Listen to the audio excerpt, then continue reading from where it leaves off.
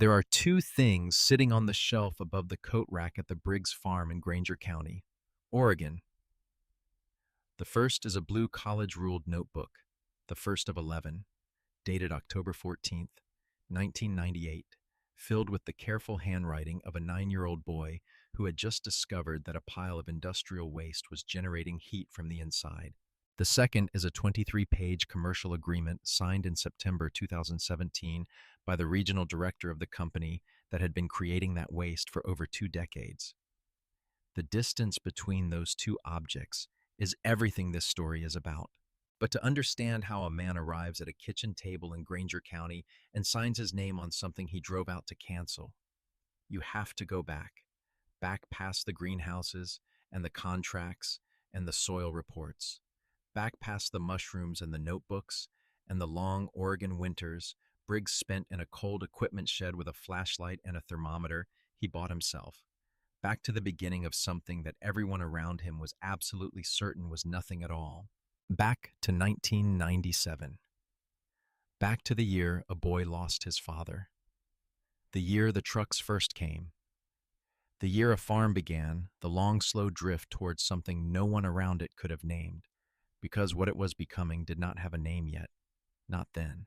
Dale Briggs had broken the ground on those 42 acres in the early 1970s, driving stakes into Granger County soil that was thin even then, rocky in the eastern patches, prone to washing out along the lower edge where the grade dropped toward the tree line. He had not chosen the land for its richness. He had chosen it because it was what a man with his particular combination of determination and limited capital could afford in 1971, and because he believed, with the stubbornness of men who build things with their own hands, that land could be coaxed into productivity if you were patient enough with it and honest enough about what it needed. He was not wrong about that. He was just running out of time without knowing it. By the mid-1990s, the Briggs farm had reached the kind of fragile equilibrium that a lot of small Oregon operations found themselves holding on to during those years. Not failing outright, not thriving either, suspended somewhere in the uncertain middle ground between those two states, dependent on decent weather and prices that cooperated, and Dale's ability to keep machinery running that had no business still running. He grew mixed vegetables on the western parcels. He kept a small number of laying hens. He sold what he could at the Granger County Farmers Market on Saturday mornings. The farm fed the family. It paid most of the bills. It did not leave any room for error. In the spring of 1995, a foreman from Slatewood Lumber Corp had driven down the county road and knocked on Dale's door with a proposition. Slatewood had been operating less than a mile north of the Briggs property since the early 1980s. A mid-size mill that processed Douglas fir and western hemlock from the surrounding timberland. The mill ran 6 days a week. It generated, as an unavoidable consequence of cutting and planing raw timber into usable lumber, enormous quantities of sawdust, pale yellow, faintly sweet-smelling, fibrous at the edges and powder-fine at the center. Slatewood produced somewhere between 20 and 30 tons of it per week. The nearest approved disposal site charged by weight. The math was not favorable for anyone writing the checks. The Briggs fence line, the foreman explained, was conveniently located. The access gap in the chain link at the eastern boundary was wide enough for a flatbed. The county zoning for agricultural parcels had enough ambiguity around organic byproduct storage that nobody was going to come looking too closely. Dale would receive $35 per month, paid in cash, on the first Tuesday of each month, in exchange for allowing Slatewood's trucks to back through that gap twice a week and deposit their loads. Dale took the deal. He was not a man who deliberated long over $35 when $35 was the difference between the month working and the month not working. Through 1995 and 1996, 2 loads per week arrived with the reliability of utility bills. The mounds built up along the eastern fence line, 4 of them by the end of the first year, each roughly 12 feet long and rising to just above the height of the fence itself. The pale color of fresh sawdust faded over months to something closer to the gray-yellow of old straw. In warmer weather, the mounds steamed faintly in the early morning. In the colder months, frost sat on the mound surfaces in a way that suggested something was happening underneath them. some process generating warmth from within. Dale noticed the steam. He mentioned it once to Nora over dinner.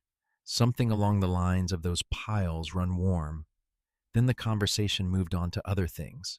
The way conversations do when a man has too many other things pressing for attention to spend time on a biological curiosity at the edge of his property. Dale Briggs died in December 1997. He was 50 years old. His heart stopped without warning during the first hard freeze of the season. Out behind the machine shed where he had gone to check on the irrigation pump, Nora found him an hour later. The ground was already frozen enough to make the 2 weeks that followed the most logistically brutal of her life. On top of everything else that grief requires of a person who has no time to stop and simply be in it, Cole was 9 years old. The trucks from Slatewood kept coming. Nobody called to cancel. Nobody from the mill checked in to offer condolences or ask whether the arrangement was still workable. Nora did not reach out to stop it because stopping it meant initiating a conversation she did not have the energy for, meant dealing with one more thing in a season already dense beyond capacity with things that needed dealing with. The $35 continued to appear in an envelope in the mailbox on the first Tuesday of each month, left by whoever was driving that week, reliable as a reflex, indifferent as a machine. Nora Briggs was not a woman who leaned on people. Her family had roots in Granger County going back 3 generations. Her father had logged these hills. Her mother had run a roadside produce stand for nearly 20 years. From both of them, she had absorbed a working definition of hardship that had no room in it for collapse. She took on a part-time bookkeeping position at a hardware supply company in the nearest town. She drove in 3 mornings a week and came back and worked the farm until the light was gone. She sold at the Saturday market. She stretched what she had. She did not ask for things she did not believe were coming. Cole watched her the way a child watches a parent who is managing something enormous and has chosen not to name it. He understood, even at 9 years old, even without the vocabulary for it, that his mother was holding something together that had every reason to come apart. He wanted to help. He did not know how yet. He was a quiet boy, not withdrawn. He had the easy social awareness of a kid who had grown up around working adults, who understood instinctively that silence was sometimes the most useful thing you could offer a room. He did reasonably well in school without making anything of it. He had a cluster of friends in the early grades, the closest of whom was a boy named Owen Pruitt, who lived on a small cattle property 3 miles east.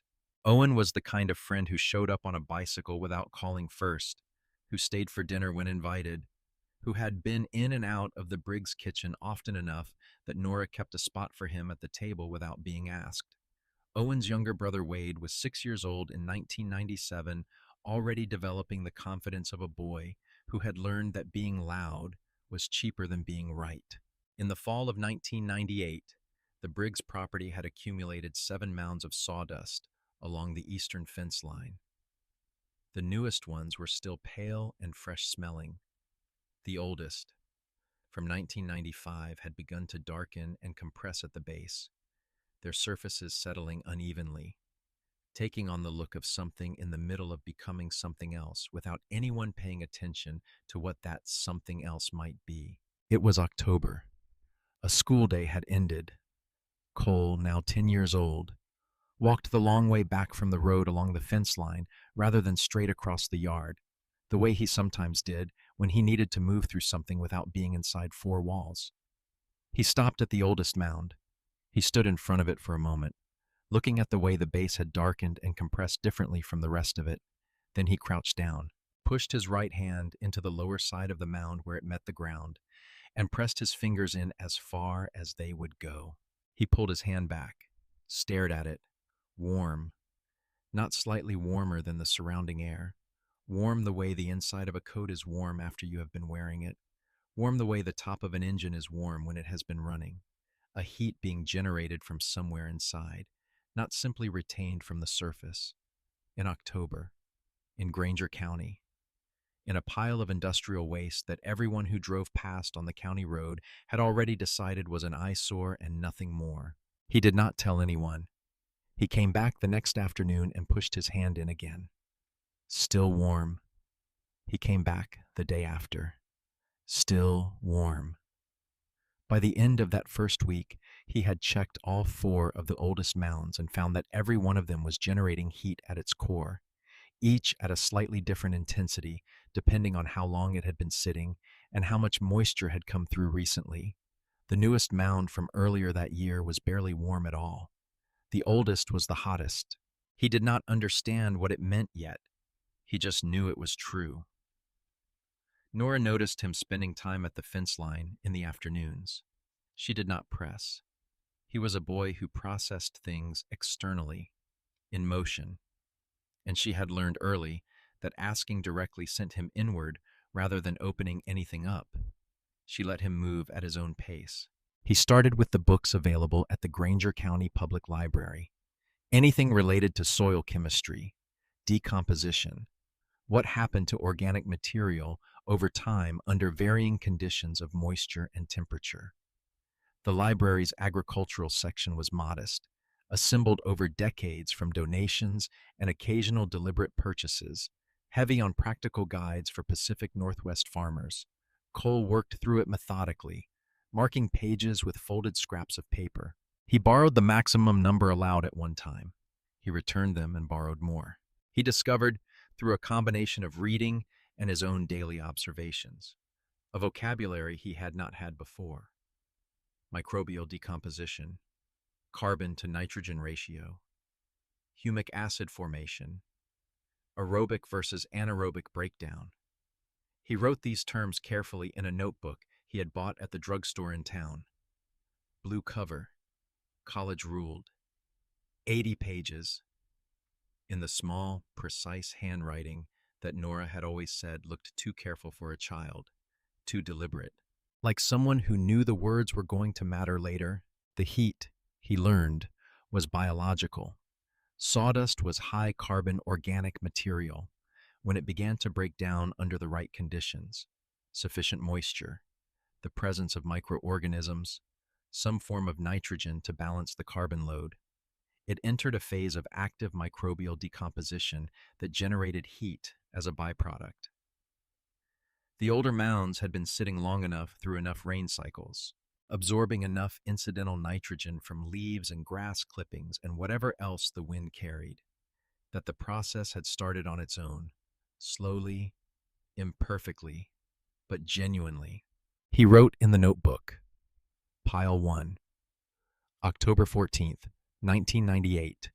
Temperature at center, estimated warm, above 40 degrees based on comparison to known temperatures. Rain 3 days prior, ground still damp at base. No steam visible at this air temperature, but measurably different from surrounding air. He knew he was estimating. He asked Nora if the farm had a thermometer he could use outside. She gave him the one from the kitchen without asking why. He replaced it 3 weeks later with one he bought himself from the feed store with money saved from chores. The notebook filled slowly through that winter. Every entry was dated. Every observation was recorded in the same careful structure. Pile number, date, air temperature, estimated or measured core temperature, weather in the preceding days, any visible changes to the surface or the base. He was 10 years old. He was building a data set without knowing that was what it was called. In the fall of 2001, something shifted in the social landscape of the county road and the school bus in a way that Cole felt without being able to stop it. Wade Pruitt, now 10 years old and possessed of the cruelty available only to boys who have discovered that public mockery earns social currency at no cost to themselves, started calling Cole Sawdust at the bus stop in September of that year. The name was not complicated. It was not particularly inventive, but it had the adhesive quality of nicknames that capture something the target cannot easily defend against, because defending against it would require explaining something that could not be explained in the 30 seconds available before the bus arrived. By November, the name had spread to Cole's class at the Consolidated Middle School. By January, it had reached kids he had never spoken to directly. It was also in 2001 that a man named Harris Vance drove past the Briggs property for the first time in his professional capacity. Vance was 29 years old, a regional operations supervisor for Slatewood Lumber Corp., recently promoted from a field coordinator position that had taken him across 4 counties in the previous 3 years. He was methodical in the way that people are methodical when they have learned that documentation protects them. He noted things. He filed things. He had opinions about efficiency that he expressed in language clean enough to circulate upward without friction. He slowed his truck on the county road when he passed the Briggs fence line. He looked at the 7 mounds of pale industrial material stacked along the eastern boundary. He took a photograph through the windshield. He wrote a note on the legal pad he kept on the passenger seat. Disposal site North Granger, informal arrangement, 7 accumulation points visible from road, potential liability, monitor for county zoning developments, flagged for legal review if operational scope expands. He told his assistant when he got back to the regional office that somebody was letting them park their problem on a farm down the county road for $35 a month, and that whoever had set that arrangement up had not been thinking about what happened if the arrangement ever ended. His assistant said it sounded like somebody else's problem. Vance said everything sounded like somebody else's problem until it was yours. He filed the photograph. He moved on to the next thing. Owen Pruitt began to drift in the spring of 2002. It was not sudden. It was the slow social recalibration that happens when a friendship stops being cost-free, when being seen with a particular person starts requiring a kind of loyalty that is harder to maintain at 14 than it was at 9. Owen was navigating his own position in the school hierarchy by then. He was athletic and easy to like, the kind of person who did not have to work hard to be included in things. And being closely associated with the farm kid whose property had become a local punchline required something he was not prepared to spend. He did not announce anything. He just started being unavailable, busy on weekends, vague about plans. By the spring of 2002, he had stopped riding his bicycle out to the Briggs farm entirely. Cole noticed. He wrote nothing about it in the blue notebook. He did not discuss it with Nora. He went back to the fence line and took temperature readings. That same spring, Cole attempted his first real experiment with the composting material. He had been reading about sawdust as a soil amendment in an agricultural extension guide from the state university. The guide described it as potentially beneficial for water retention and soil structure. He had not yet fully understood the implications of the nitrogen depletion problem at the scale of a living plant in actively growing soil. He spread partially decomposed material from the base of the oldest mound across 2 rows of potato starts in the western garden bed, working it into the top few inches with a hand cultivator on a Saturday morning while Nora was at the market. The results came 6 weeks later, and they were unmistakable and they were wrong. The potato plants in those 2 rows came up pale, not the yellow of disease, not the brown of rot, a washed-out green that meant the color was going somewhere it should not. They were short. They were not producing the lateral growth visible in every other row. By the middle of May, they were visibly behind everything else in the ground. By early June, 2 of the starts had stopped growing entirely and were dying back from the top. He found the explanation in a university extension bulletin his science teacher let him photocopy. Nitrogen starvation, sawdust incorporated into active soil during decomposition consumed available nitrogen at rates that could strip a growing crop of what it needed. The microbes breaking down the carbon in the wood were outcompeting the plants for the nitrogen in the ground. The sawdust was not poisoning the soil, it was starving it. The difference mattered enormously, and he had not understood it in time. Wade Pruitt was at the fence when the failing rows were most visible. He had ridden his bicycle past deliberately, the way certain people make a point of being present at the scene of someone else's difficulty. Sawdust cannot grow food. He said it loud enough for the nearest neighbor 2 properties over to hear. Everybody already knows that. Cole was on his knees pulling the failing plants. He did not look up. That evening, he opened the blue notebook and wrote for a long time. The problem was not the sawdust. The problem was sequencing.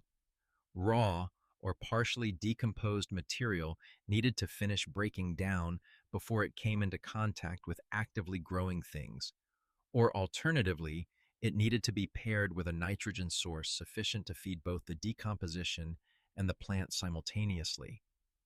The carbon to nitrogen ratio of raw wood was somewhere around 500 to 1. The ratio needed for active, healthy decomposition was approximately 25 to 1. That gap had to be closed before the material touched a root. He wrote it in the careful vocabulary he had been building for 3 years. The sawdust is not the problem. The process is the problem. Fix the process. He began sourcing nitrogen. There were laying hens on the property. Their manure was available in consistent quantities. Nora had a kitchen compost bucket she took to the garden weekly. Earl Macon, the cattle rancher who worked the property bordering the Briggs land to the south, had manure in quantities that made disposal his problem rather than his asset. Earl was 55 years old in 1997 and had been watching the Briggs farm from his side of the fence line through all the years since Dale died. He was not a man who offered opinions unprompted, but he was also not a man who closed a door when a young person knocked on it with a reasonable request. Cole approached him directly. He explained what he was trying to do. Earl listened the way old cattlemen listen, which is to say, without any visible reaction that could be mistaken for agreement or disagreement until he had heard the whole thing. When Cole finished, Earl said, "Help yourself. Take whatever you need." Cole thanked him and went back across the fence line and started building his first serious composting test piles along the interior edge of the eastern fence. Not the slatewood mounds. He did not disturb those. A series of smaller controlled piles where he could layer the sawdust with manure, kitchen waste, and whatever other nitrogen-rich organic material he could source. He turned them weekly with a pitchfork. He measured temperatures. He recorded everything.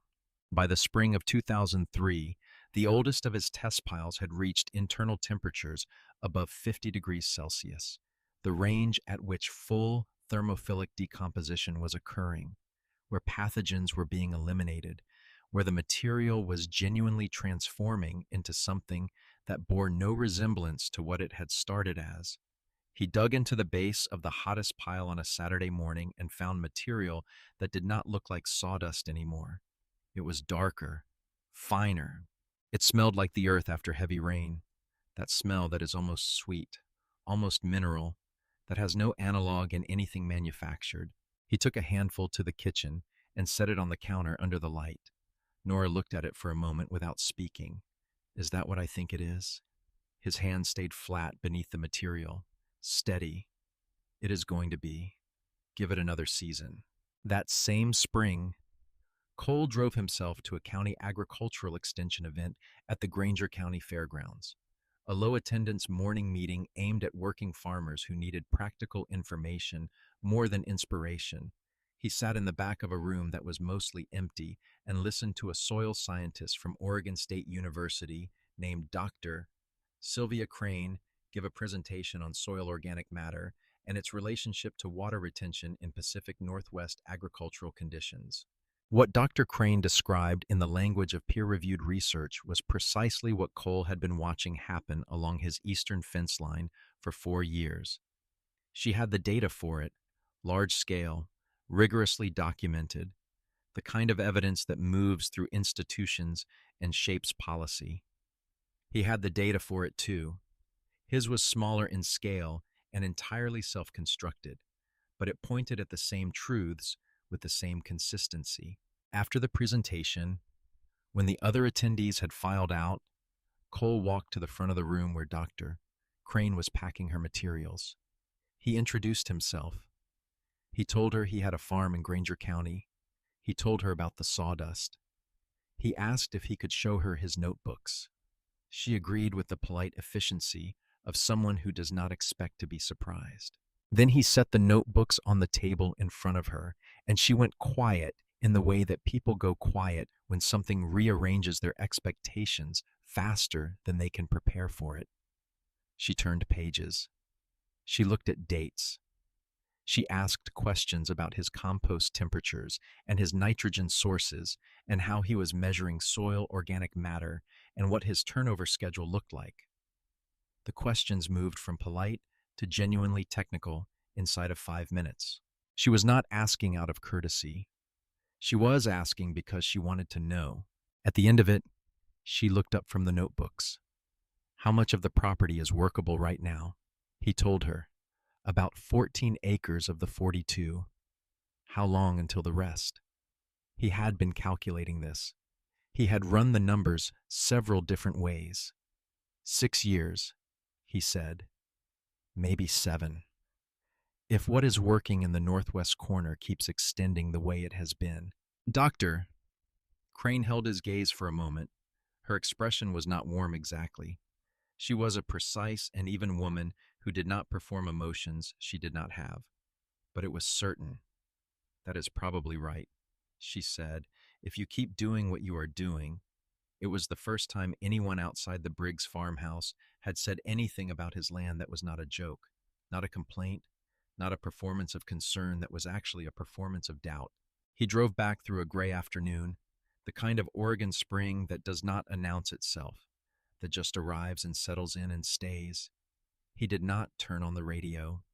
He drove in the silence of a person who has just had something confirmed that they have been certain of for years, but have never been able to prove to anyone except themselves. Not confidence, something quieter than confidence. Certainty, the kind that does not need an audience. He pulled the truck through the gate and parked it next to the machine shed. He got out. He pulled on his boots. He walked to the northwest corner and pushed the heel of his boot into the amended soil. It compressed slightly, held its shape, released cleanly when he lifted it. Good tilth, the kind of response that takes years of organic matter to build. He was 15 years old. He had 6 or 7 years left before the whole property could look like this. He had 11 enormous mounds of industrial waste along his eastern fence line, and a school full of kids who called him sawdust, and a mother who poured tea instead of asking questions because she understood that questions were not what he needed. He had a plan that nobody could see yet except him. He picked up his notebook on the way back to the house and wrote the evening's entry by the kitchen light while Nora moved around behind him, finishing the last things before the day was done. He wrote about Dr. Crane. He wrote about what she had said and what it meant to have the first confirmation from someone who understood the science of what he had been building in the dark for 5 years. He wrote it all in the same measured handwriting, in the same careful columns, with the same discipline he had brought to every entry since October of 1998. Then he closed the notebook and set it on the shelf above the coat rack and went to wash his hands.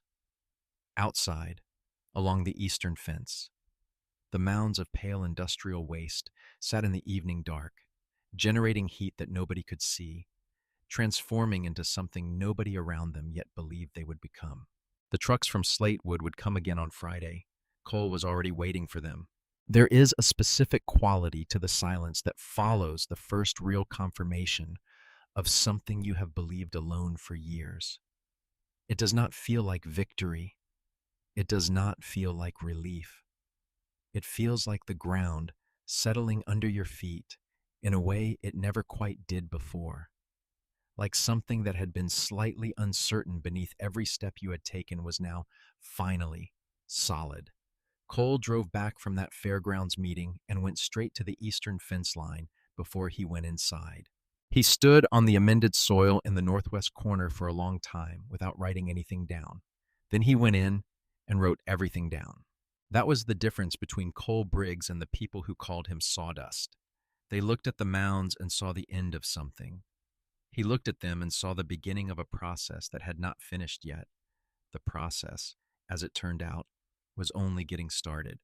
The worms arrived by mail in April of 2005, packed in a ventilated cardboard box, no larger than a shoebox.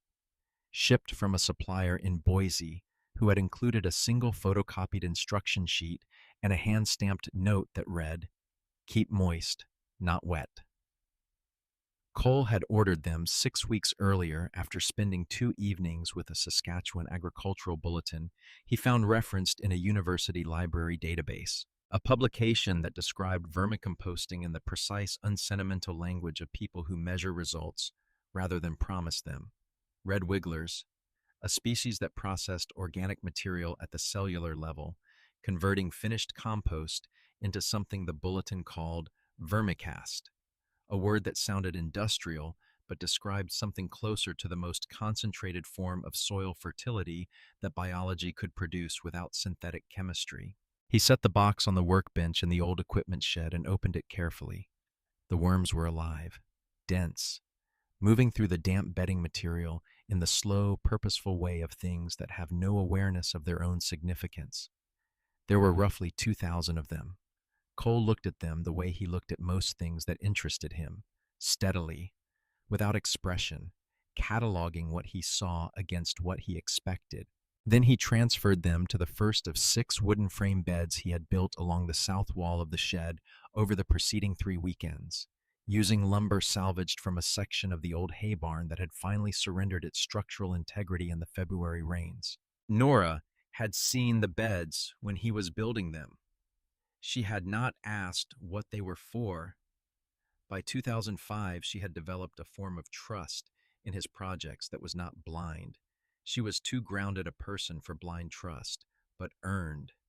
She had watched the northwest corner transform across 4 growing seasons. She had seen the soil reports. She had watched the first modest contracts with local buyers come in. She did not need to understand each component of what he was building before it proved itself. She understood the direction. That was enough for her. The vermicompost system required more precision than the windrow composting operation running along the fence line. The worms needed temperature stability.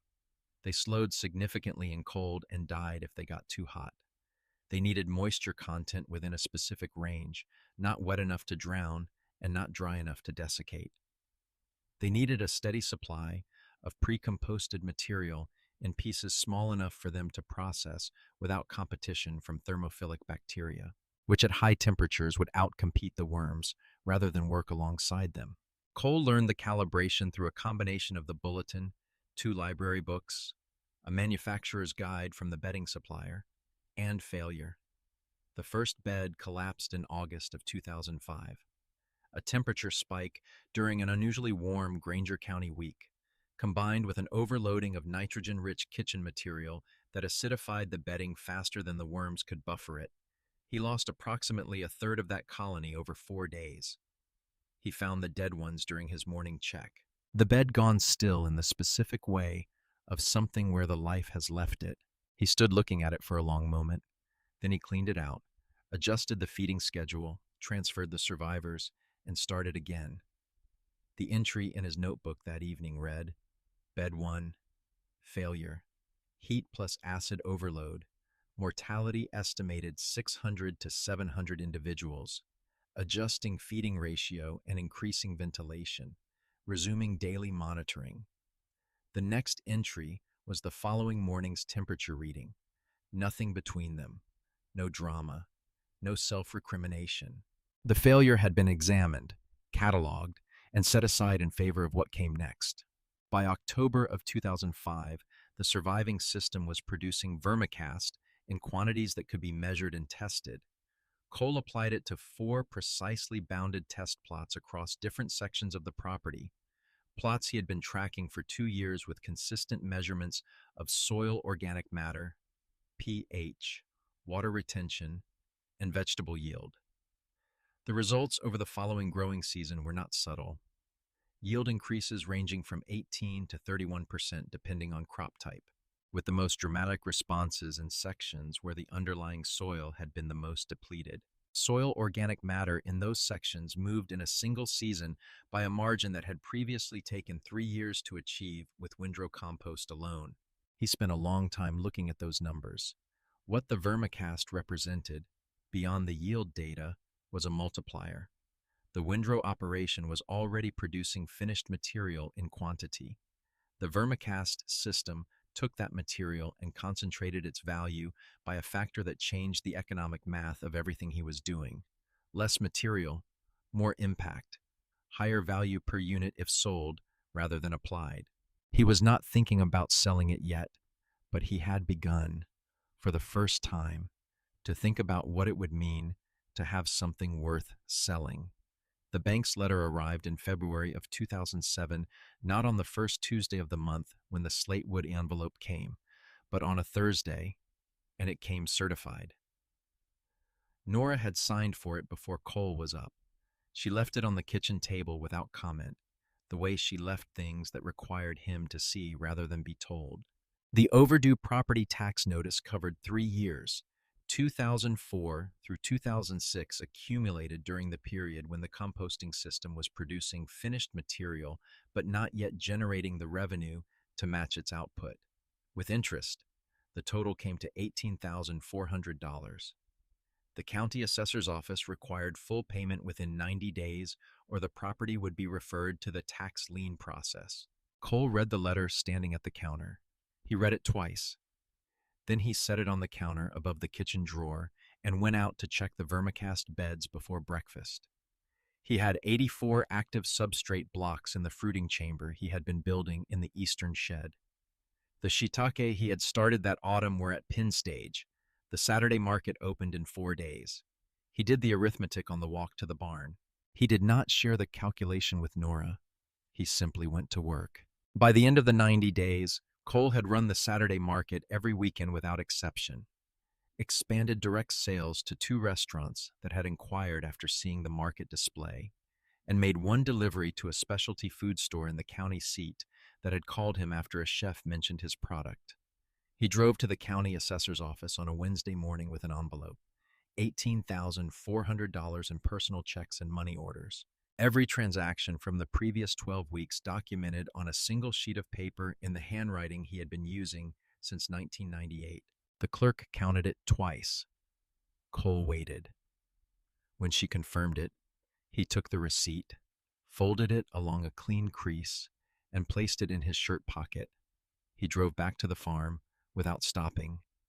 That evening, he set the receipt on the table in front of Nora without a word. She looked at it for a long moment.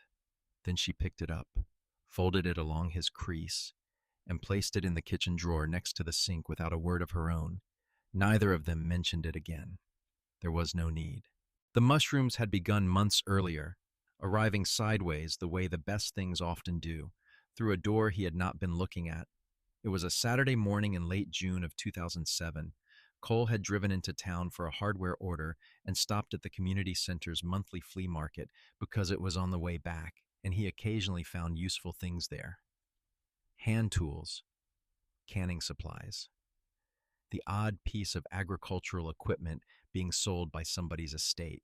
On a folding table near the back, run by an older man named Herschel Brandt, who sold books from his late wife's collection every few months, there was a paperback guide to mushroom cultivation on wood logs. The cover showed shiitake mushrooms in the particular amber brown of their mature stage, growing in dense clusters from an inoculated oak log. The price marked on the inside cover was 50 cents. Cole picked it up. He read the first chapter standing at Herschel's table while Herschel talked to someone else about a ceramic lamp. He bought it. He sat in the parking lot long enough to read the chapter heading of the second section, then set the book on the passenger seat and drove home, stopping twice at red lights to read another paragraph.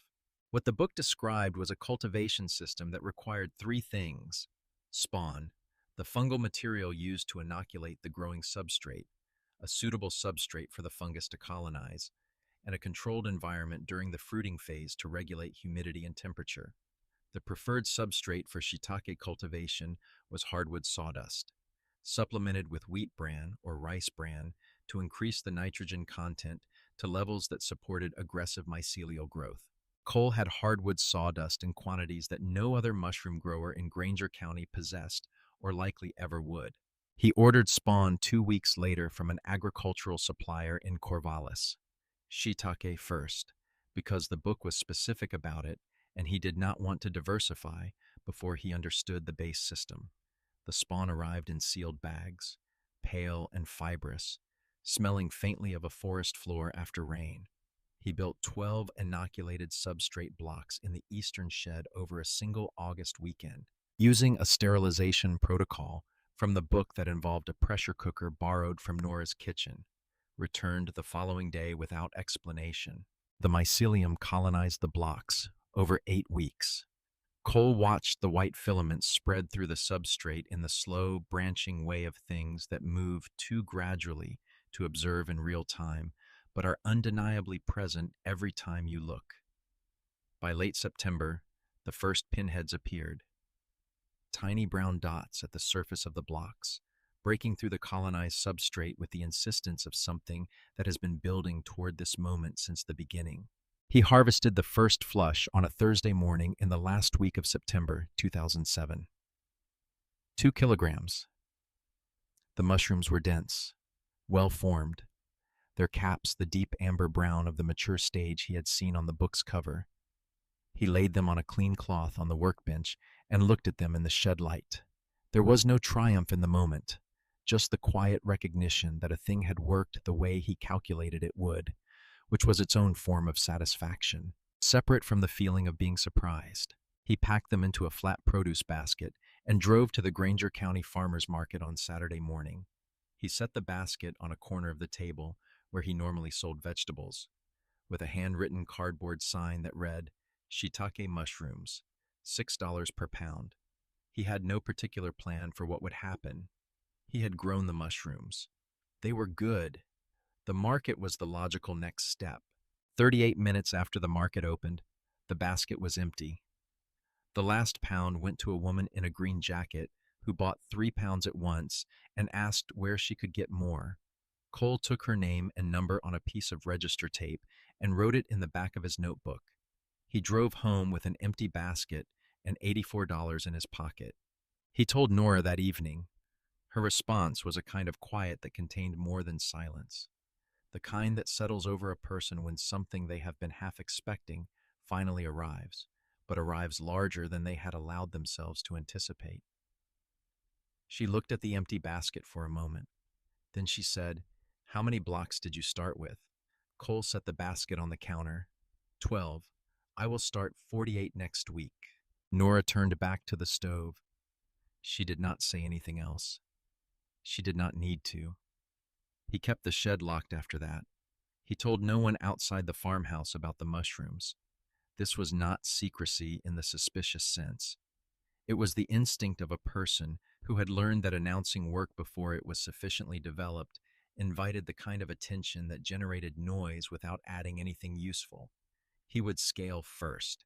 He would talk when there was something real to talk about. Over the following year, he expanded the mushroom operation from 12 blocks to 180, converting a larger section of the eastern shed into a dedicated fruiting chamber with humidity control, a circulation fan, and a light cycle timed to the mushroom's natural preference for indirect, diffuse light.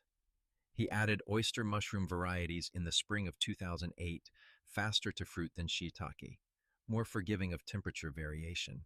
With a growing market among restaurant buyers who were beginning to show serious interest in locally sourced specialty produce. By the end of 2008, he was producing consistent weekly harvests that exceeded what the Saturday market could absorb. He began making calls, the kind of calls that required him to present himself not as a hobby farmer with a side project, but as a supplier. He was 20 years old. He had a voice that worked well on the phone, calm and specific, and he had learned enough about what buyers actually needed: consistency, reliability, correct packaging, to speak to those things directly rather than to enthusiasm. A specialty grocer in the nearest city added his mushrooms to their produce section in the fall of 2008. A restaurant in the county started a standing weekly order. A second grocer came on the following spring. He was not getting rich. He was building something that had the skeleton of a real operation: recurring revenue, a consistent customer base, a product nobody else in Granger County was producing at quality or scale. It was also during this period that Harris Vance began moving up through the management structure at Slatewood Lumber Corp. in ways that would eventually bring him back to the county road north of the Briggs property with something more significant than a legal pad and a camera. Slatewood had been approved in 2010 for a major expansion of its milling operation, new equipment, a secondary processing line. The expansion was projected to increase production capacity by 40%, which meant increasing the volume of sawdust generated as a byproduct by a proportional amount. Vance, now 38 years old and newly appointed as Regional Director of Operations, was responsible for ensuring that the expanded output had somewhere to go that did not eat into margins already being watched carefully by the corporate office in Portland. He pulled the disposal cost analysis for the region during his first week in the new role. He looked at the numbers. The approved disposal facility charged per ton. The expanded operation would generate tonnage that made the existing disposal budget untenable at current rates. Then he found, in the records from the original regional office files, the note he himself had written in 2001. Informal arrangement, North Granger County, $35 per month. Vance stared at that figure for a long time. He sent a junior analyst to drive past the Briggs property and take photographs. The analyst came back with images that showed 3 greenhouse structures running the length of the south edge of the property, a converted barn at the eastern end, a processing building with what appeared to be a refrigerated loading dock, and along the eastern fence line, a windrow composting operation of a scale that bore no resemblance to whatever the original arrangement had been imagined to involve. Vance looked at the photographs for a long time. He did not call the Briggs property. He called his legal team instead. The legal review took 3 weeks. What it identified was straightforward. The original arrangement between Slatewood and Dale Briggs had never been formalized in writing. It was a verbal agreement, paid in cash, for $35 per month, with no documentation of either party's rights or obligations beyond that monthly exchange. Under current Granger County zoning regulations, the accumulation of industrial organic byproduct on agricultural land without a certified processing permit constituted a potential violation. The material on the Briggs property, if Slatewood were to assert ownership of it, could be classified as Slatewood's liability rather than Briggs's asset. Vance thanked the legal team and asked them to prepare a preliminary letter, not a termination notice yet, a warning, something that established Slatewood's position and created legal precedent without forcing an immediate confrontation. He wanted to see how the other side responded before he played anything further. The letter arrived at the Briggs farm in the spring of 2011. 3 paragraphs of precise legal language suggesting that Slatewood was reviewing the terms of all regional operational arrangements and requesting that the Briggs property provide documentation of any applicable permits for organic material storage and processing. It was not a threat. It was a question shaped to sound like the beginning of one. Cole read it twice at the kitchen table. Then he folded it along its original creases and set it on the counter above the kitchen drawer. He did not call a lawyer. He did not call Vance.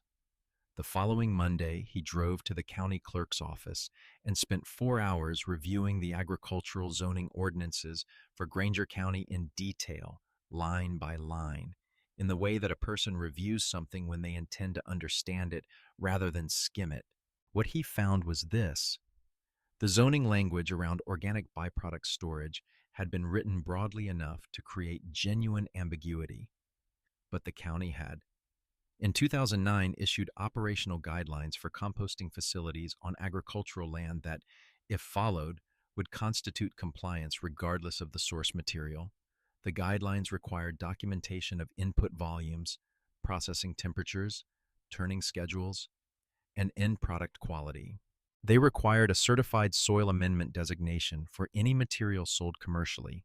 Cole had been keeping that documentation voluntarily since 1998. He had 13 years of it in a series of blue notebooks on the shelf above the coat rack. He applied for the certified composting facility designation that afternoon. The county processing fee was $80. He paid it from the petty cash envelope in the kitchen drawer. The certification arrived 6 weeks later. Cole filed it in the same binder where he kept the grocer contracts and the restaurant accounts. He did not contact Slatewood. He did not send a response to the legal letter. He simply continued working. It was in the late summer of 2011 that Owen Pruitt came back. He arrived on a Tuesday afternoon in the way he had always arrived as a boy, without calling first, without explanation. He was 23 years old. He had been working at a mill in Roseburg that had closed in the economic contraction 2 years earlier and had moved through a couple of things since then, none of them adding up to much, and was back in Granger County without a clear reason beyond the fact that there was nowhere else that felt like it had a place for him. He parked his truck at the edge of the property and walked to the first greenhouse. Cole was inside, moving irrigation lines along the production rows, and did not hear him arrive. Owen stood at the entrance and looked in. 40 meters of production rows, staked tomatoes in one section, salad greens in another, a block of summer squash near the far end. Everything growing with the density that comes from soil prepared exactly for what is being asked of it. He stood there for a long time without speaking. Cole reached the end of the row, turned, and saw him. Neither of them said anything for a moment. Then Owen said, "I had no idea." Cole kept moving. He picked up the next section of irrigation line without stopping. "You stopped coming around." Owen's jaw tightened, the expression of a man carrying something he does not know how to set down. "I know." Cole reached the far end of the row, set down the line, looked at him directly for the first time since he had walked in. "I am hiring. You decent with equipment?" Owen nodded. "Decent enough." Cole picked up the irrigation line again. "Monday morning, 7 o'clock. Owen worked out, not in the spectacular way of someone proving a point, but in the steady, reliable way of a person who understood that he was being given something he had not earned yet, and who showed up every day with the specific intention of closing that gap. He did not bring up the years he had been absent. Cole did not bring them up either. What mattered was the work in front of them, and there was enough of it to fill the space where the past might otherwise have sat. By the spring of 2012, the operation had grown to a point where Cole could no longer manage the administrative complexity alone. The mushroom operation was producing 3 tons annually. The composting system was processing input from 4 separate sources. The greenhouse structures were supplying 6 institutional and commercial buyers across 2 counties. He had 4 part-time employees and a payroll that required actual accounting rather than the envelope and ledger system he had been running from the kitchen table. It was a Granger County solid waste administrator named Randall Eck who drove onto the property one April afternoon without calling ahead. Eck was 57 years old, methodical and unhurried in the way of someone who had spent a career in public service and had learned that most urgency was manufactured. He had been tracking the rising cost of organic waste disposal at the county's primary landfill site for 2 years and had been looking, without much success, for a solution that did not involve building new infrastructure with money the county did not have. He had driven past the Briggs property on the county road more times than he could count. He had watched the greenhouse structures go up. He had noticed the certified composting facility designation in the county's permit database when it was issued. He had driven in on this particular Tuesday afternoon because he had finally decided that what he was looking for might already exist and he should stop looking past it on his way to somewhere else. Cole was in the eastern shed when Eck pulled up. They shook hands. Eck said he had questions. Cole said he had time. They spent nearly 2 hours walking the property. Cole showed him the windrow system, the capacity metrics, the throughput data he had been keeping in the same careful format since 1998. Eck asked specific questions about volume, processing time, end product quality standards, liability structure. Cole answered each question precisely, without embellishment. When they reached the northwest corner, Eck stood on the ground and pressed the toe of his boot into the surface. It gave slightly, released cleanly. He looked down at it for a moment. This was the same ground as the rest of the property when you started. Cole crouched down and pressed 2 fingers into the surface. Worse than the rest of it.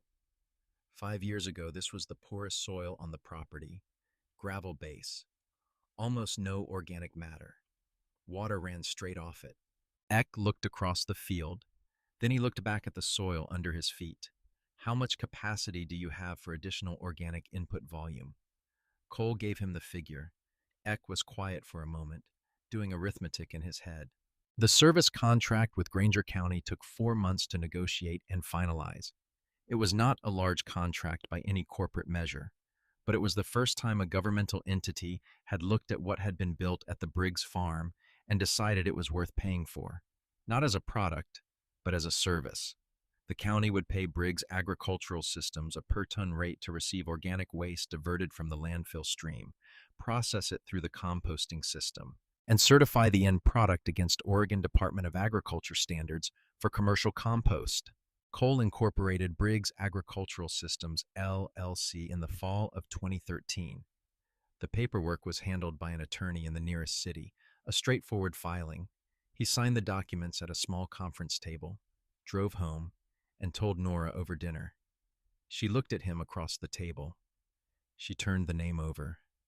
Briggs Agricultural Systems. Something moved across her face that was not quite pride. It was older than pride, closer to recognition. The look that comes when something you believed in before anyone else finally arrives in a form that other people can see and name. She reached for her water glass. Your father would have called that a mouthful. Cole looked at his plate. The corner of his mouth moved, just barely. He would have. Then Vance moved. In the spring of 2013, Harris Vance drove onto the Briggs property for the first and only time before the meeting in 2017. He had arranged it through a brief phone call, professional in tone, requesting a site visit in connection with Slatewood's ongoing operational review. Cole had agreed with the same even register he brought to most things.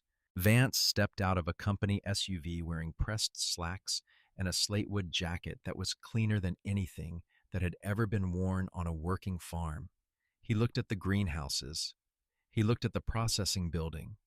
He looked at the composting operation along the eastern fence and at the county contract binder Cole had set on a folding table near the intake bay. He did not ask to look at the binder.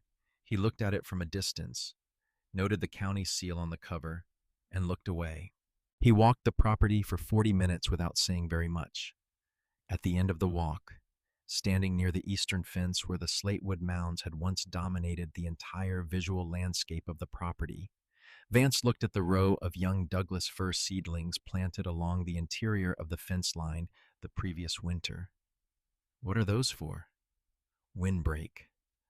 Cole said it without looking up from the notation he was making in his clipboard. Vance looked at the seedlings for a moment. Then he looked at the ground beneath them, the dark soil with the surface texture of something that had been tended for a long time. He said he would be in touch regarding the operational review. He shook Cole's hand in the driveway with the brisk efficiency of a man who had already moved to the next item on his list, got into the SUV, and drove back up the county road. 3 weeks later, a letter arrived from Slatewood's legal department. This one was more direct than the first. It asserted that the informal disposal arrangement dating to 1995 was being terminated, that Slatewood reserved the right to reclaim any material on the Briggs property originating from Slatewood's operations, that the Briggs operation may be in violation of industrial waste processing regulations not covered by the county's agricultural composting certification, and that 60 days' notice was being provided as a courtesy before Slatewood would pursue formal remediation. It was a good letter. It had been written by someone who understood how to apply pressure through language specific enough to feel authoritative, but vague enough to allow retreat if necessary. Cole recognized the construction of it. He had, by this point, signed enough contracts and reviewed enough regulatory correspondence to understand the difference between a document designed to end something and a document designed to initiate a negotiation from a position of apparent advantage. This was the second kind. He looked out the kitchen window at the farm, the greenhouses, the barn, the processing building at the far end of the property with its refrigerated loading dock, the Douglas fir windbreak along the eastern fence, its roots going down into ground that had been built from Slatewood's waste over 16 years of patient, methodical work. He slid the letter under the county contract binder on the shelf. Then he sat down at the kitchen table and began to write. Not a response to Vance, not a legal document, a proposal, something he had been working toward in the back of his mind since the first letter had arrived 2 years earlier, that had taken the form of a hypothesis and then a set of calculations and was now, finally, ready to be put on paper. He wrote for 3 hours. He did not rush it. Outside, the composting bays were turning. The fruiting chamber in the barn held 1,200 active substrate blocks. The county's organic waste stream was arriving on schedule. Earl Macon's cattle were moving in the south pasture beyond the fence line, unhurried, indifferent to everything that had been built on the other side of it over the past 16 years. Cole wrote until he had what he needed. Then he closed the notebook, set it on the shelf, and went out to check the humidity readings in the fruiting chamber before he went to bed. By 2016, Briggs Agricultural Systems, LLC employed 11 full-time workers and 4 seasonal staff. The payroll was the most complicated thing Cole managed, not technically, but in the way it pressed against something in him he did not discuss. Each payroll cycle was a reminder that the operation needed to keep working, not because he needed it for himself, but because 11 families were counting on it continuing to work. He felt the weight of that without ever naming it to anyone. The soil rehabilitation had reached 36 of the 42 acres, the remaining 6. A north-facing slope that received less light and drained more slowly than the rest of the property was still an active amendment. Cover crops through the winters, vermicast applications twice a year. He did not rush it. The best soil on the property had taken 8 years to reach its current state. This section would take what it needed. The annual revenue for fiscal year 2016 came in at just under $800,000. Cole reviewed the figure with the same expression he brought to most figures. He read it. He absorbed it. He noted where it had come from and where it was going. He thought briefly about what it would have meant to Dale, who had run the same ground for less than $40,000 in his best year. He did not say anything about that to anyone. There was no one who would have fully understood what the comparison contained. Nora was 67 years old by then. She had reduced her hours at the bookkeeping position to 2 mornings a week, not because Cole had suggested it, but because she had decided she wanted more time on the ground. She walked the property in the morning slowly, not inspecting, but something closer to being present in the way that a person is present in a place they have finally stopped being afraid of losing. She knew every section of it by the quality of its soil underfoot, by how it gave or held, by what it smelled like in different weather. In the evenings, she sometimes stopped in the greenhouses on her way back to the farmhouse, moving through the production rows with one hand trailing lightly along the bed frames, not checking anything, just there. Cole watched her from across the property sometimes, her shape moving through the rows in the late light. He never interrupted. He let her have the greenhouses the way she had let him have the fence line back when everyone else was counting mounds instead of understanding what the mounds were becoming. The second letter from Slatewood arrived in January of 2017.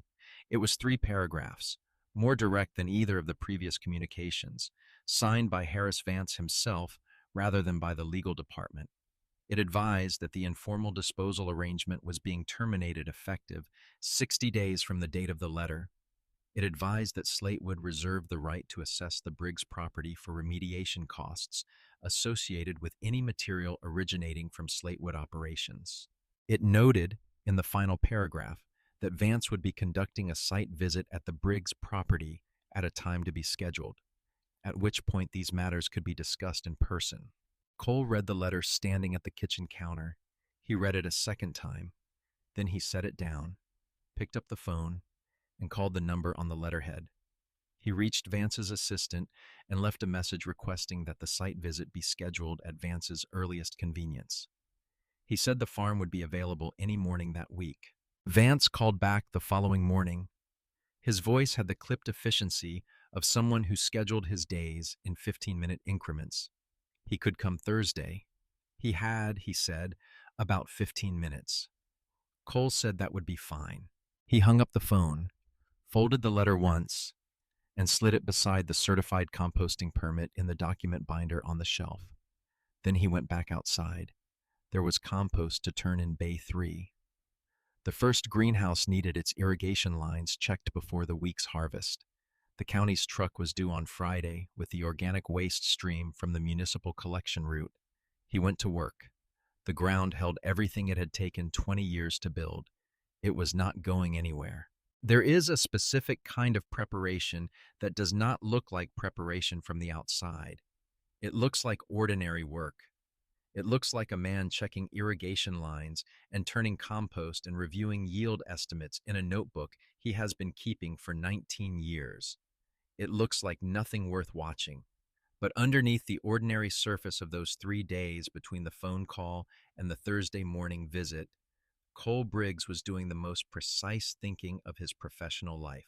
Not about how to defend what he had built, about how to show it. He had spent 2 decades building something that nobody around him had believed in long enough to understand. He was not going to explain it with words. He was going to walk Harris Vance through every acre of it and let the ground speak for itself. Thursday arrived the way important days often do, without announcement, without any particular quality to distinguish it from any other morning. Cole was already at the eastern fence line when Vance's Silver Company SUV turned off the county road and came up the drive. He had been checking the moisture readings in the outermost composting bay. He finished the notation in his clipboard, capped his pen, and walked to the gate. Vance stepped out of the SUV in pressed slacks and a jacket with the Slatewood logo on the chest, clean in the way that things are clean when they have never been near the kind of work this property was built on. He had the manila folder under one arm and the look of a man who had scheduled 15 minutes and intended to use them efficiently. He looked at Cole standing at the gate in his work clothes, stitching on the left knee of his jeans worn through from kneeling in the composting bays. Rubber boots carrying the dark soil of ground that has been worked seriously for a long time. Vance looked at him the way a person looks at something that does not quite match the category they have already prepared for it. Then he laughed. Not a polite sound, not the brief exhale of mild amusement, a full, genuine laugh, the kind that bends a man slightly forward at the waist, the kind that comes from the place where disbelief and condescension meet and find each other so completely satisfying that they forget to be cautious about it. Cole let it finish. He did not shift his weight. He did not look away. He waited with the patience of someone who had been waiting for things far longer than 30 seconds, for results that took growing seasons to show, for soil that moved on its own schedule, for a world that rewarded only those stubborn enough to outlast its initial judgment. When the laughter ran out on its own, Cole pushed the gate open and stepped aside. "Come on in. There is something I want to show you." He did not explain what was coming. He did not prepare Vance with context or preamble or any of the defensive language that the letter in Vance's jacket pocket seemed to anticipate. He simply walked, and Vance followed, because there was nothing else logical to do once the gate was open and the man holding the legal warning was already moving into the interior of the property he had come to negotiate. The first thing they reached was the greenhouse complex. 3 polytunnel structures connected by a central corridor ran the full length of the south edge of the property, each 40 meters long, oriented to the winter sun angle that Cole had calculated with a compass reading taken in January of 2008 before breaking ground for the first foundation. From the outside, the structures had a functional and unsentimental appearance. White polyfilm over galvanized steel arches, ventilation louvers along the ridgeline, concrete aprons at the entrances. They did not announce themselves. They existed with the solid, quiet confidence of things built to work rather than to impress. Vance stopped at the entrance to the first tunnel. He looked in through the open end at the production rows. Staked tomatoes in the first section, a long block of salad greens in the middle, early winter squash near the far end, everything growing with the density that comes from soil built for exactly this purpose over a long period of time. He looked at the production rows for a moment, then looked back at the exterior of the structure as if confirming he had arrived at the property he thought he had. Cole kept walking. "Since 2009, he said without turning around. 3 structures. 4th is permitted for next spring." They moved through the central corridor between the first two tunnels. Cole pointed without elaboration at the distribution board mounted on the corridor wall, a shipping manifest for a regional grocer, a standing order form from the hospital food service in the county seat, a delivery schedule for a distribution company in Roseburg covering care facilities across two counties, weekly volumes, delivery dates, buyer contact names. Vance slowed to read them. He read with the focused attention of someone whose professional training had made him fast at finding the significant number on a page. His pace changed slightly after that. The forward lean of a man who had arrived to deliver something gave way, incrementally, to the more upright posture of someone who was beginning to take something in. The composting operation came next. What had been built along the interior of the eastern fence over 19 years bore no resemblance to the informal accumulation of mounds that had defined that boundary when Vance first photographed it from the county road in 2001. 6 processing bays, each a contained windrow managed through a defined cycle. Fresh input at the intake end. Active turning through the thermophilic phase, curing in the final bay before the screened finished product was staged at the output end. A temperature monitoring system logged readings 4 times daily to a tablet mounted on a post at the bay entrance. The county contract required documentation at every stage, which had forced Cole to build administrative precision into the physical system itself rather than tracking it separately. Cole handed Vance the county contract binder, standard gray 3-ring, labeled on the spine in careful handwriting.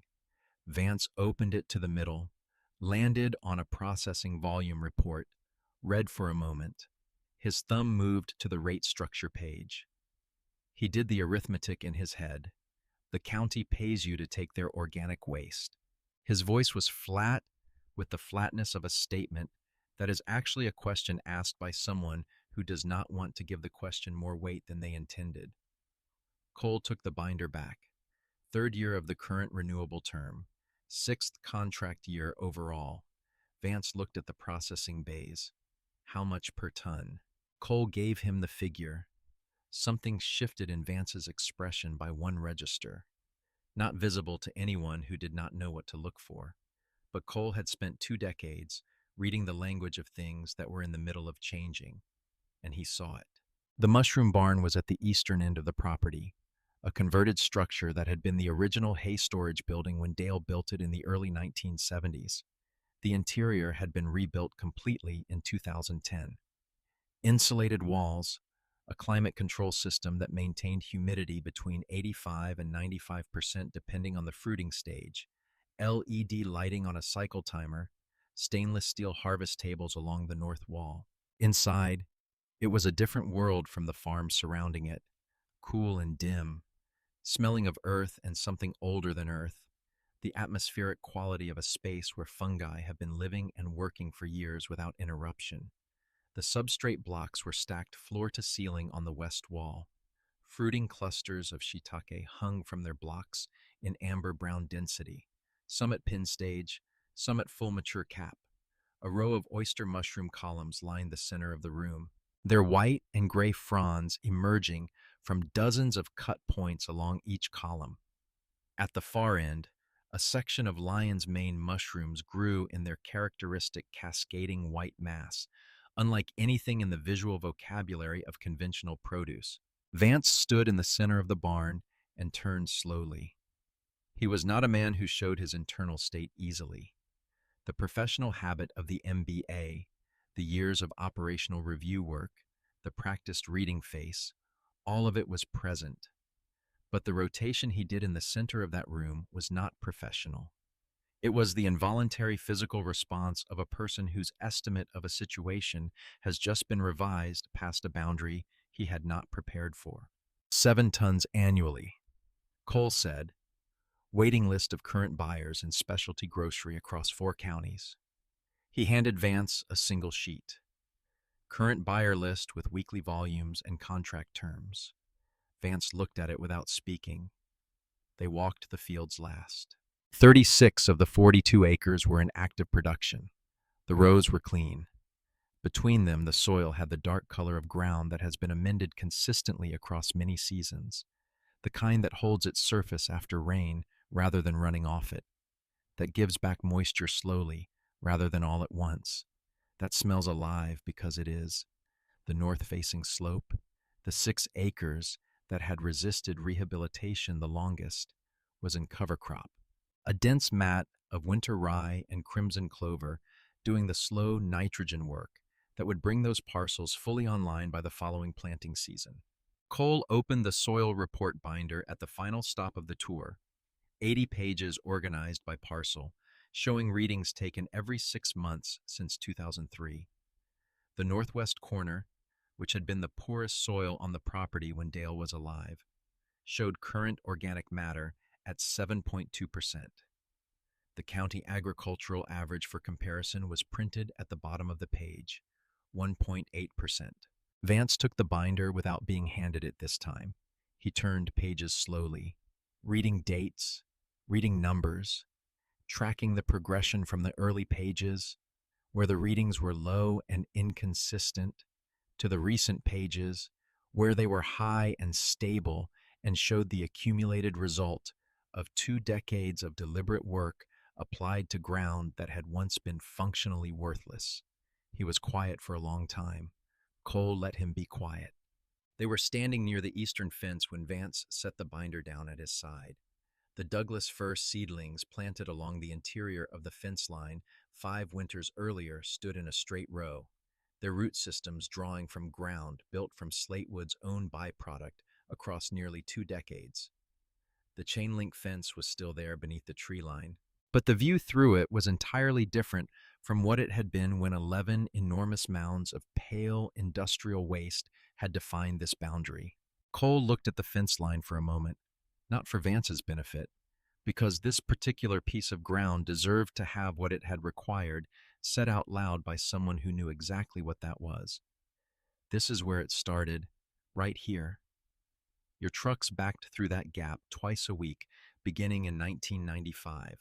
I was 10 years old the first time I pushed my hand into one of those mounds and found heat. He paused. You were disposing of a problem. I was looking at a resource. Vance looked at the ground, then at the fence, then at the fields behind them, at the 3 greenhouses running the length of the southern boundary, at the mushroom barn, at the processing building with its refrigerated loading dock, visible at the far end of the property. The manila folder was still under his arm. The termination letter was still in his breast pocket, folded in thirds, warm from 3 hours against his chest. He did not take it out. What is your annual revenue? His voice had changed. The clipped efficiency was still present, the professional habit of going directly to the number, but underneath it, something else had entered, a quality closer to genuine inquiry, stripped of the condescension that had been present when he stepped out of the SUV. Cole gave him the figure, $800,000 for fiscal year 2016. 2 additional contracts in current negotiation. A food service management company covering 7 institutional facilities in Lane County, a regional composting cooperative that wanted Briggs Agricultural Systems vermicast as a premium soil amendment for their retail product line. Vance was quiet for another long moment. Then, in the voice of a man revising a document he had thought was already finished, he said, "The letter I brought." He did not complete the sentence. Cole waited.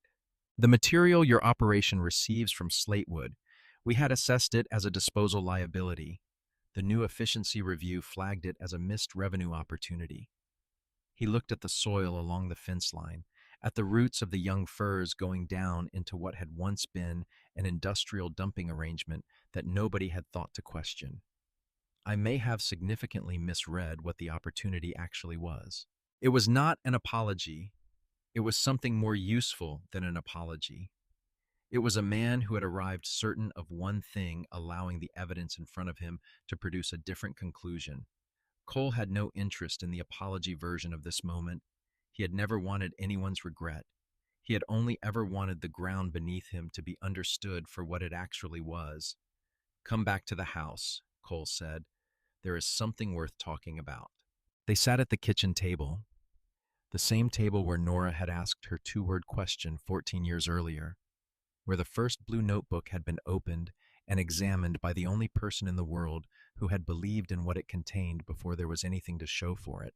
Nora brought coffee without being asked and left the kitchen without lingering, which was her way of giving Cole the room he needed without leaving the house to a stranger. He heard her moving quietly in the back of the house, the small sounds of a woman who had learned long ago that the most important conversations her son would ever have were not the ones she was present for. Cole set a folder on the table. Not the slatewood binder, not the county contract documentation. Something different. A proposal he had been drafting and revising in 3-hour sessions over the 3 days since the phone call. Working from a hypothesis he had been turning over in the back of his mind since Vance's first letter arrived in 2011.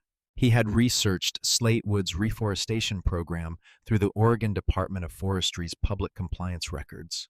Under state forest practice rules, Slatewood was required to reforest harvested timberland within a defined period. Their nursery operation grew seedlings from purchased spawn stock in growing medium sourced from outside suppliers. Cole knew what the best growing medium for a conifer seedling nursery looked like. He had spent 20 years building soil, and he had read the nursery cultivation guides the same way he read everything else, completely, with a notebook open beside him.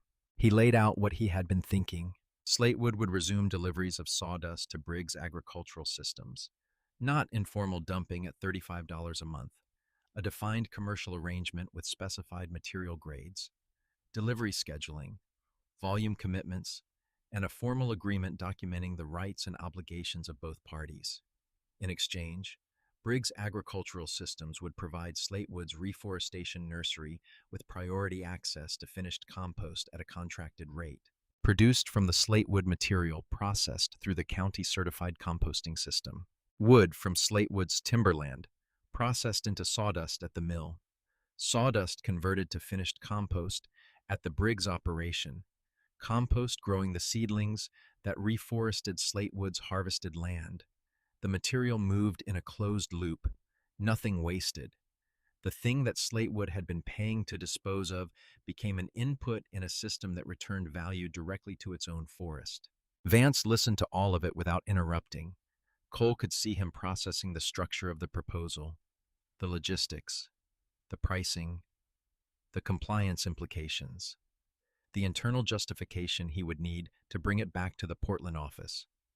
When Cole finished, Vance leaned back slightly in the kitchen chair. "You had this ready before I arrived." It was not a question. "The week after I got your letter." Vance looked at the table. Something moved across his face that in another man at another moment might have been embarrassment. In Vance, it came out as recalibration, the expression of someone who has just understood what kind of meeting he was actually in. "I scheduled 15 minutes.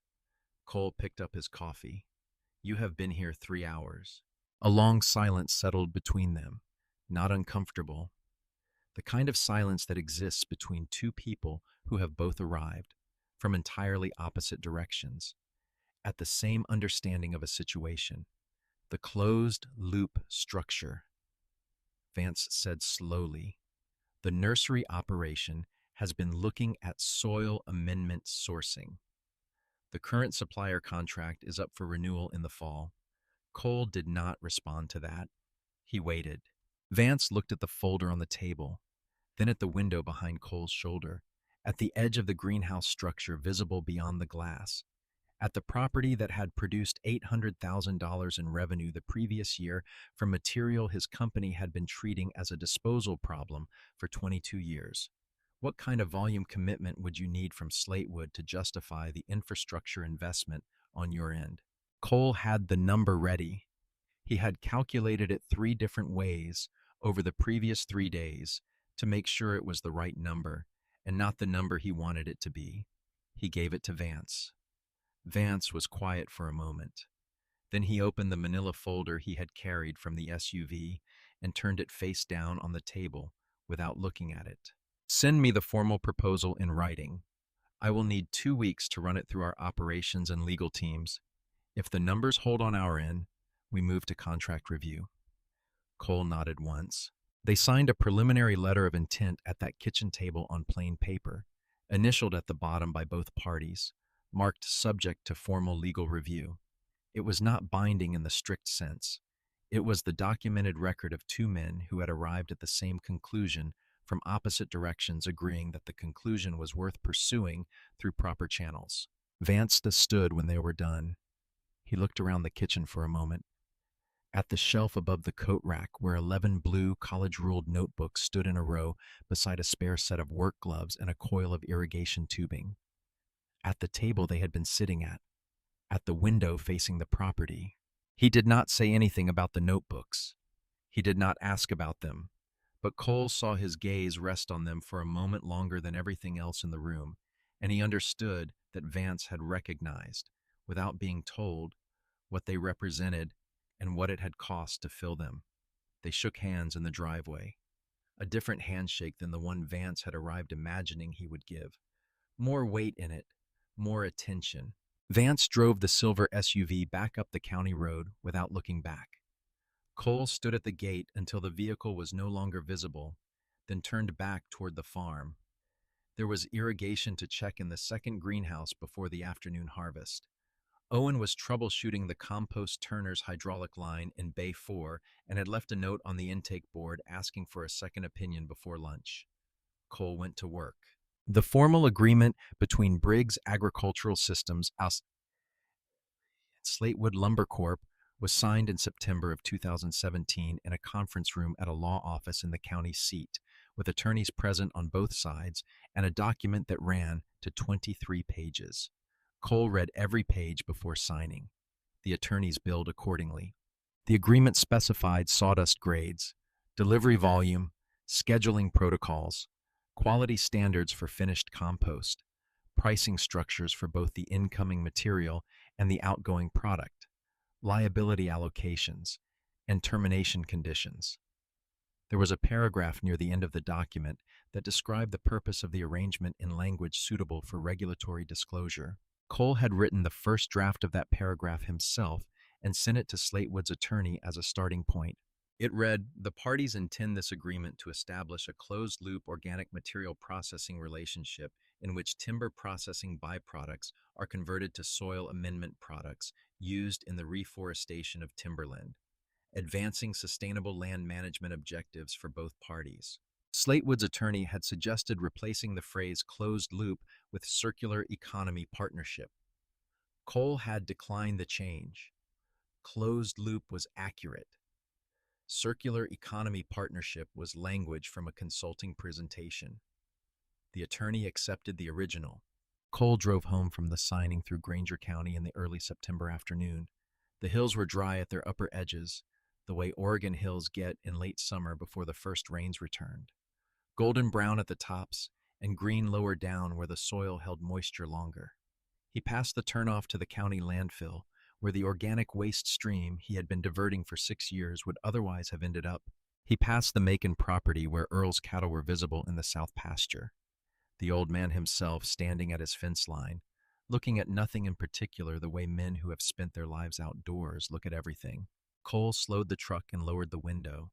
Earl lifted his chin in the acknowledgement of rural men who communicate entire conversations through the angle of a head movement. Cole raised 2 fingers off the steering wheel. Drove on. He turned into the Briggs Drive. The gate was open.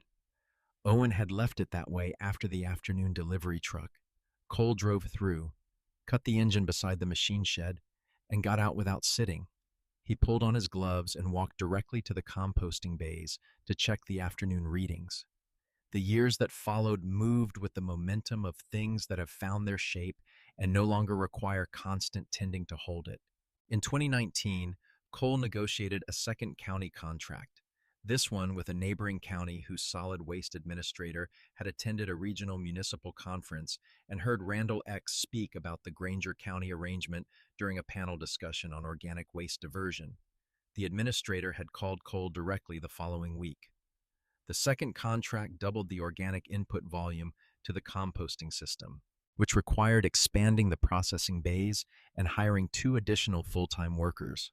Owen managed the expansion construction and brought it in 3 weeks under the projected timeline. In the spring of 2021, Cole acquired an additional 31 acres 8 miles east on a parcel that had spent 2 decades in timber lease and whose soil reflected the history of that use in every measurement he took during the assessment.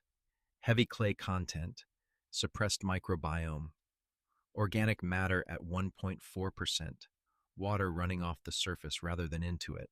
The sellers were a retired couple relocating to Arizona. The price reflected the land's current condition rather than its potential. Cole paid cash from reserves that had been building since 2016. He began the rehabilitation of the second property with the same methodology he had used on the first, with the advantage of 23 years of refined practice and the straightforward acknowledgement that a different soil type with different drainage patterns and a microbiome suppressed by herbicide applications during the lease years would require its own timeline and its own adjustments. He set a 7-year rehabilitation target. He gave himself permission to be wrong about it by 2 years in either direction. He opened a fresh notebook for the new property. Blue cover, college ruled, the same handwriting he had been using since he was 10 years old, still careful, still precise, still the handwriting of someone who knew the words were going to matter later. Parcel 2, northeast corner, April 14th, 2021. Baseline soil, organic matter, 1.4%, pH, 5.9. Begin. By 2022, the combined operation employed 19 full-time workers across both properties. The original Briggs farm had reached full organic matter targets on all 42 acres, including the resistant north-facing slope that had finally responded in 2020 after a targeted vermicast application combined with a calcium amendment Cole had identified as the missing variable through a soil test he ran twice to confirm before acting on it. The mushroom operation was producing 8 tons annually. A third grocery chain had come on as a buyer without Cole ever contacting them. They had tracked the product back through a restaurant account and called the number on the packaging themselves. He was invited to speak at a soil health conference in Portland in the fall of 2021. The invitation came through the Oregon Department of Agriculture's Sustainable Agriculture Division, routed through the County Extension Office, addressed to Briggs Agricultural Systems, LLC. The subject was soil organic matter, rehabilitation through integrated composting methodology. He declined. He wrote a brief and courteous email explaining that he did not feel his documentation was yet comprehensive enough to serve as a conference presentation. This was not entirely true, but it was not entirely false either. What was true was that he had spent 23 years working without an audience, without external validation beyond what the soil itself provided, without the need to explain himself to rooms full of people who had come to be told something. He was not certain he knew how to inhabit that role or whether he wanted to. The second invitation arrived in March of 2022, a smaller regional gathering, 40 practitioners, the kind of event where the audience arrived with dirt under their fingernails and notebooks already open before the first speaker stood up. The invitation came with a note from the division director, a woman named Carla Reinhardt, who had visited the Briggs property the previous autumn as part of a site review of county composting operations. Her note read, "Without flourish. What you have built here is one of the most coherent examples of soil rehabilitation through waste stream integration I have encountered in 20 years of this work. You do not need to perform anything. Just show them what you showed me." He accepted. He drove to Portland on a Tuesday in April in the truck that had been Dale's, the same vehicle Nora had kept running through the years when it was the farm's only reliable transportation, the same truck Cole had been driving since the summer he turned 16. It had 240,000 miles on it now. The passenger seat held the permanent impression of decades of work. He spoke for 40 minutes. He showed the soil data. He described the methodology in sequence, not as a story of success, but as an honest account of a process that was still running, still being refined, still producing results that continued to surprise him in ways he had not finished understanding. He described the failed potato rows in 2002 with the same level of detail he gave to the 7.2% organic matter reading in the northwest corner. He described the worm bed collapse in 2005 with the same precision he brought to the county contract numbers. Three people in the audience asked him questions afterward that took longer to answer than the presentation itself had. He answered each one carefully. Then he drove back to Granger County the same evening, arriving after dark, going straight to the mushroom barn to check the humidity readings before he went to the farmhouse. Nora had left the kitchen light on. She was 73 years old that year. She had fully retired from the bookkeeping position in town. Her mornings had taken on a quality that Cole watched from a careful distance, a deliberateness and attention to the particular that comes when a person has finally been given enough time to look at what they have rather than just moving through it. She walked the original farm in the mornings, not quickly, not as inspection, as something closer to what inspection becomes when you are no longer afraid of what you might find. She knew every section of it by how it felt underfoot, by how the soil responded to the pressure of her step, by what it gave back to the air in different weather. One evening in October of 2022, Nora walked through the first greenhouse after dinner. The production rows were in their fall configuration, winter storage greens, late brassicas performing at their best in the cooler temperatures the season brought even inside the polytunnel structure. The light inside had the quality of late afternoon filtered through white polyfilm, diffuse and even, the kind of light that makes things appear more precisely themselves than direct sunlight allows. She moved through the rows slowly. Her left hand trailed slightly at her side, brushing the edge of the raised bed frames as she passed them. She had done this for years. This particular movement through a space she had nearly lost, had held on to through seasons that had asked more of her than she had ever told anyone, had watched grow from a stripped and exhausted 42 acres into something that employed 19 people and rehabilitated land that industrial operations had written off as worthless. She stopped at a row of lacinato kale near the center of the greenhouse.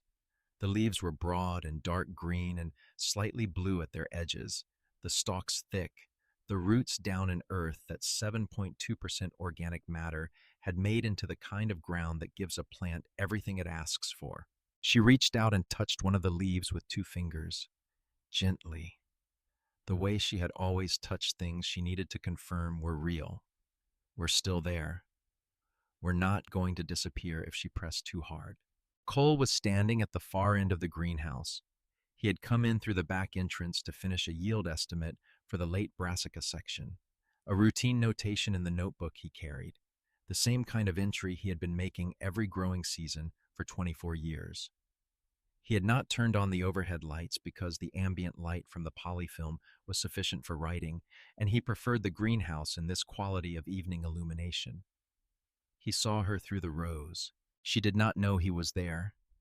She stood at the kale row with two fingers resting on the leaf, looking down the length of the greenhouse toward the far end, toward the back wall where the last of the October light was fading. She stood there for a long time. Then she took her hand away.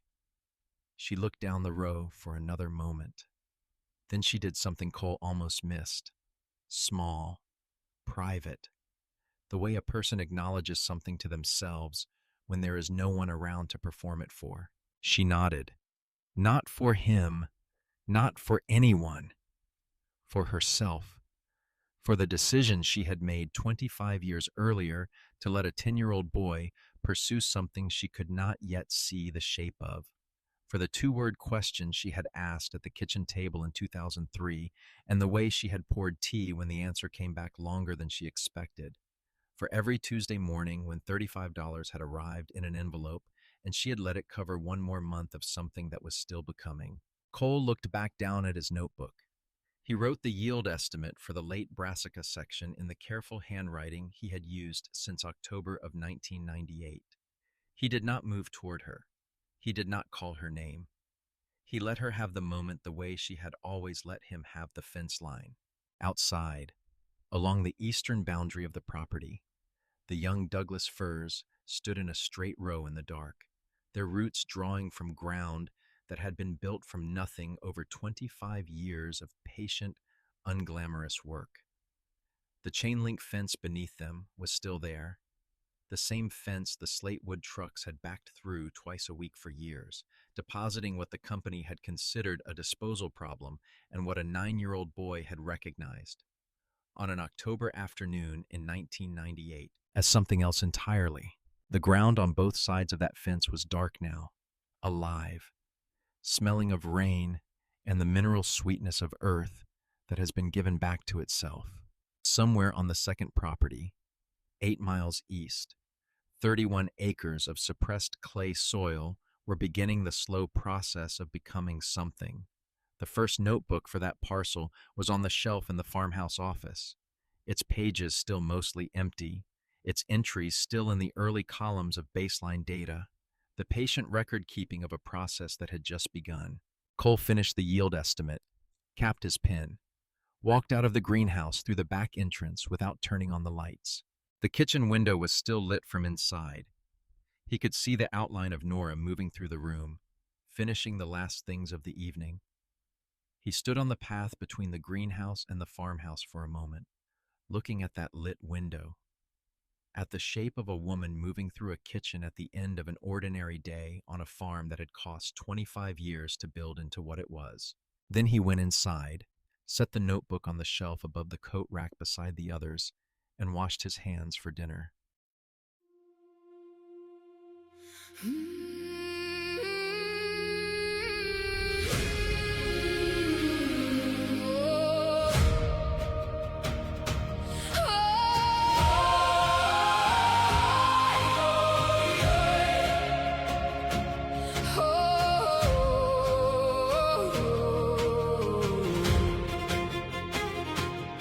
When I was young, I chased the horizon. Certain peace was waiting there.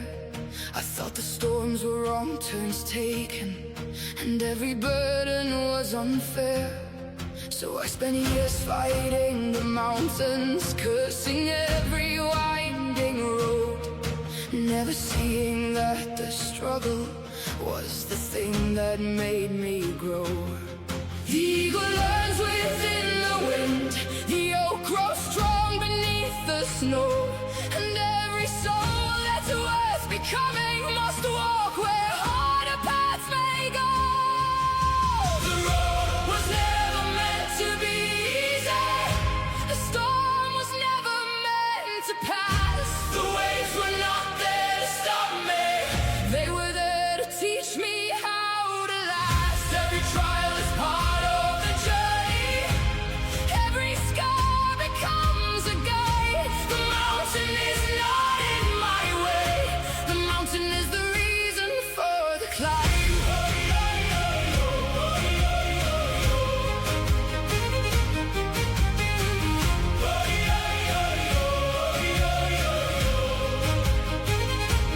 I've known loss that left me broken, I've known fear that stole my breath, I've known nights so cold and endless I could barely take one step.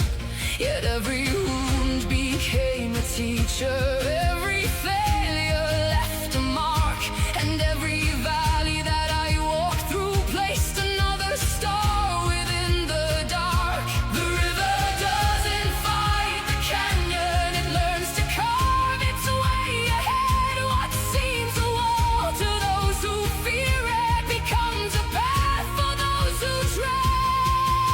The road was never meant to be easy, the storm was never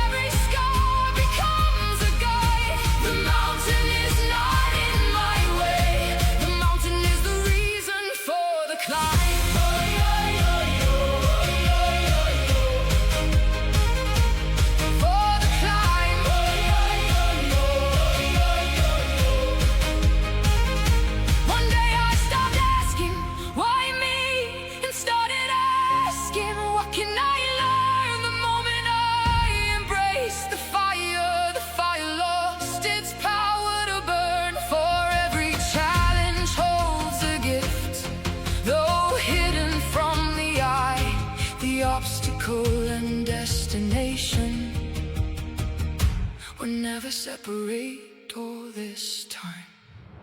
The road was never meant to be easy. The storm was never meant to end. The battles were not sent to break me. They were sent to shape the man I am. Every trial is part of the journey. Every loss becomes a light. The mountain is not in my way. The mountain is the reason I can rise.